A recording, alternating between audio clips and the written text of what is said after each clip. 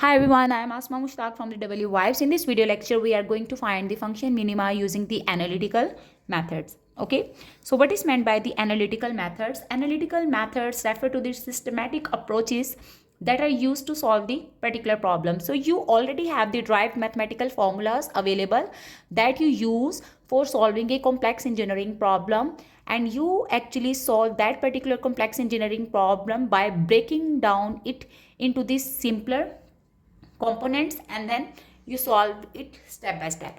All right, and I will do the different examples where my function may consist of one, two, or more variables. Okay, so let's start with a simple example with the function f of x is equal to x cube plus 2x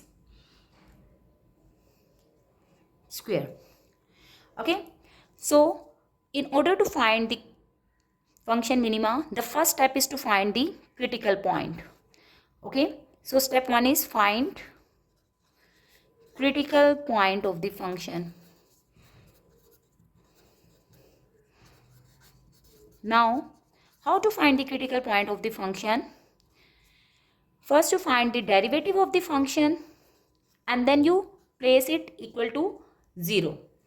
And from here, you will get those values of x that will be referred to as the critical point of this function. So let's just differentiate this given function with respect to x, since here is only one variable is involved.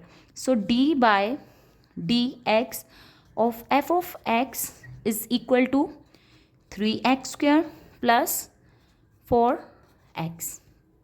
Okay, once you substitute it equal to 0, so what you are going to get, you can take x common from here, and within the bracket you will have 3x plus 4 equal to 0. From here you are going to get the two values of x that make this function or the derivative equal to 0. So x is equal to 0 is the first value, and 3x plus 4 is equal to 0 will result in x is equal to minus 4 over 3. So these are the two values that are supposed to be the critical points. Okay, what is the next step? The next step is to evaluate the value of the second derivative at those critical points. First, let me highlight it as x01, which is equal to 0, and x02 is equal to minus 4 over 3. Now determine the second derivative of this function. So the second derivative of this function is equal to f double dash of x, which is equal to 3 2s are 6 x plus 4. All right, now we will evaluate the value of the second derivative at these critical points. At the first step, you are going to get f double dash of 0, which will make it equal to 4, and f double dash of minus 4 by 3 will result in 6 into minus 4 by 3 plus 4. Let's just simplify it further. So we will have minus 24 by 3 plus 4. By taking the LCM, 3 minus 24 plus 12 will result in minus 12 over 3, which is equal to minus 4.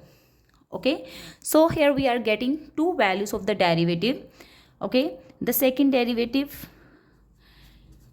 at the critical point 0 is equal to 4, while the second derivative at the critical point minus 4 over 3 is equal to minus 4.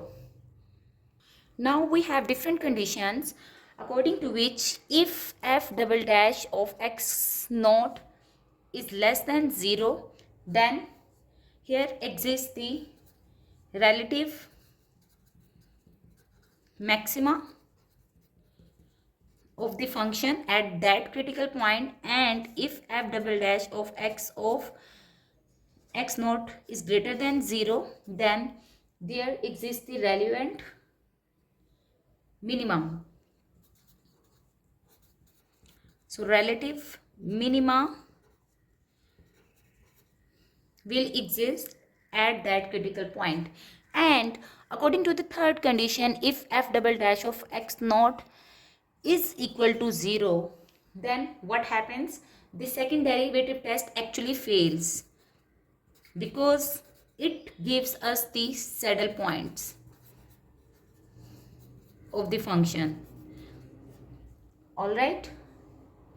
Now, since in our case, in order to find the function minima, what we need to do, the second derivative should be greater than 0, and this is the critical point at which our second derivative is positive. So at this particular point, or at x is equal to 0, actually we will have the minimum value of the function. Let's just verify it. So f of 0 will result in 0 cube plus 2 into 0 square, which is equal to 0 obviously. And let's find the relative maxima of the function, which is determined at the critical point minus 4 over 3. So at minus 4 over 3, our function becomes minus 4 over 3 whole cube plus 2 into minus 4 over 3 whole square. So let's just simplify it. We will have minus 64 over 27, then plus 2 into 16 over 9. If you take the LCM, you will see this is equal to 27 minus 64 plus 2 into 3 into 16. This is equal to minus 32 over 27, sorry, plus. Okay. Now, assuming that if you are having a function that consists of more than one variables, then in that particular case,